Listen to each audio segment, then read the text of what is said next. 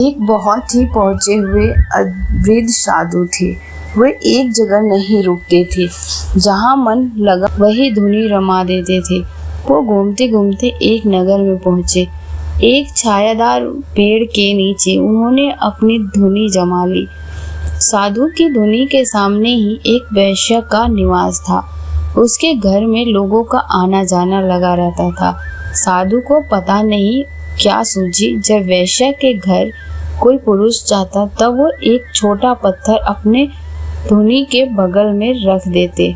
इस तरह कुछ ही समय में पत्थरों की ढेर लग गई। एक दिन घर से बाहर निकलती हुई वेश्या को साधु ने टोका और उसके पास बुलाकर कहा, पापनी, देख अपने बुरे कर्मों का यह पहाड़। अरे दुष्ट, इतने पुरुषों को भ्रष्ट किया है जितने इस ढेर में पत्थर है। तू तो नरक की भोगी होगी।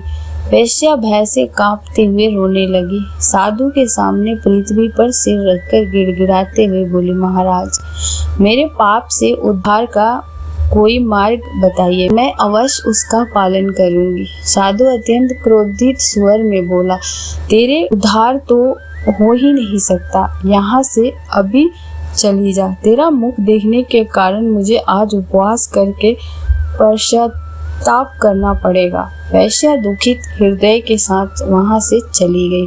अब दिन प्रतिदिन उसे अपने बुरे कर्मों का पश्चाताप हो रहा था।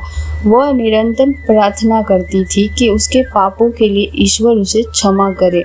इसी पश्चाताप में एक दिन उसके प्राण निकल गए। उसी समय साधु की आयु भी पूरी हो गई थी।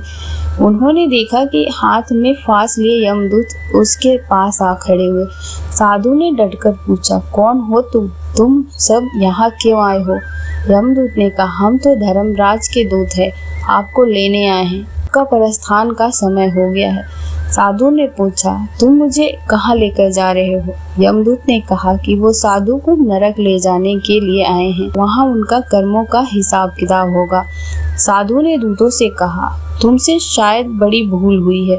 मैं तो बचपन से ही ईश्वर भक्ति में लीन हूँ तथा मेरे द्वारा गलती से भी कोई बुरा कर्म नहीं हुआ है।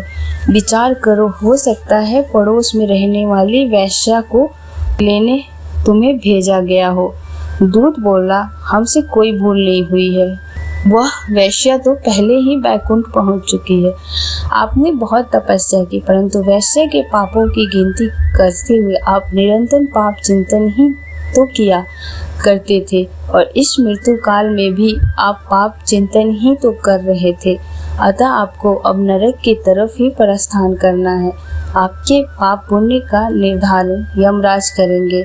साधु के वश की बात नहीं थी। उन्हें यमदूत अपने पास में बांध कर ले गए। हमें इस कहानी से यही सीख मिलती है कि दूसरों की हमेशा बुराई नहीं तलाशनी चाहिए और अपने आप पर ध्यान देना चाहिए। यदि कुछ बुराई दिखती भी है तो सामने वाले को सुमार्ग में लाने का प्रयास अवश्य करना चाहिए।